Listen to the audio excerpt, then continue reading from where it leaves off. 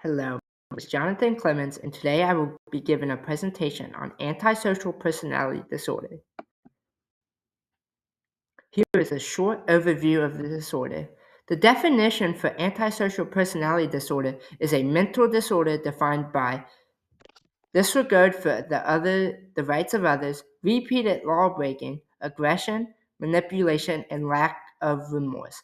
I chose this disorder because it is very misunderstood and strongly connected to violence and crime, which makes it very important for not only psychology, but also criminal justice.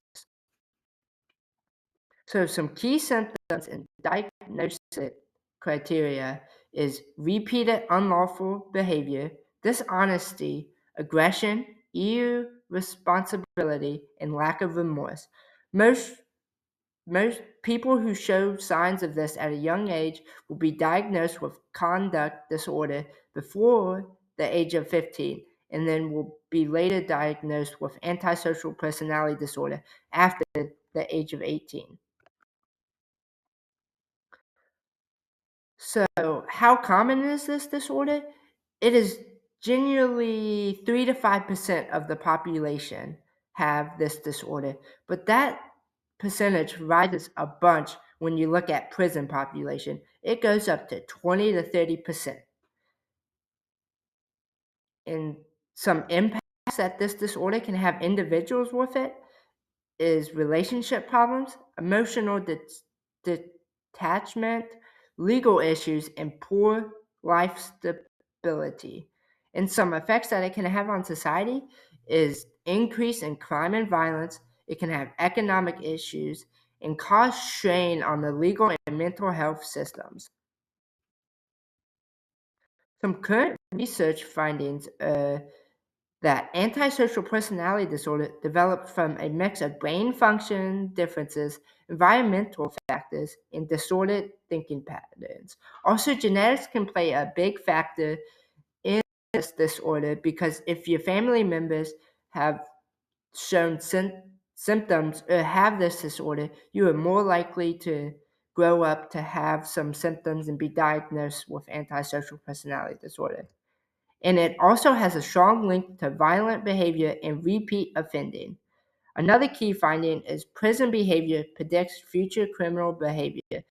So if you behave in prison poorly, you are more likely to have future criminal activities. And some research focus areas right now are the causes, which are neurological and environmental, and some of the outcomes are being researched, like crime, violence, and repeat offending.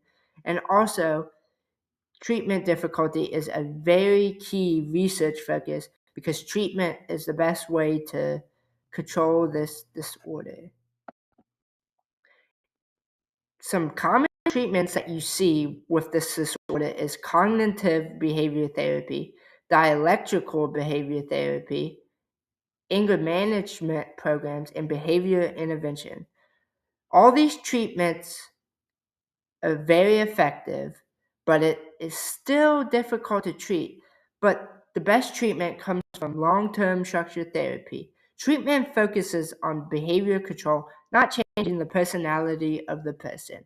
Treatment is meant to help impulse control and behavior patterns, and it works best when you start this treatment from a very young age.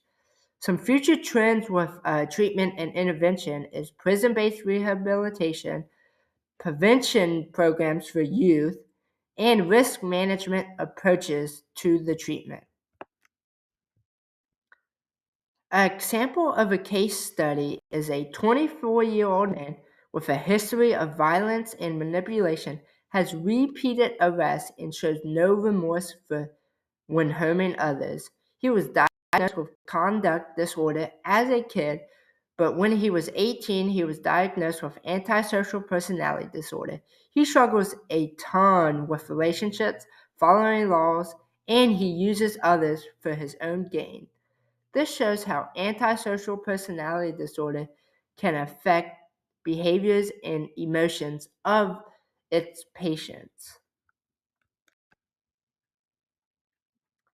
Some key points that we went over today was that antisocial personality disorder involves disregard for others' rights.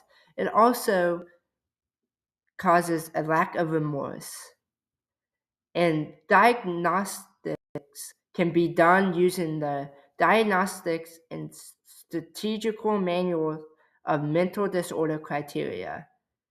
And this will help professionals diagnose people with this disorder. Another key point is that it is highly linked to crime and violence. And this can be shown with the prison population being almost 5 times as much as the regular population of this disorder is. And it is also very difficult to treat, but structured therapy can really help reduce harm.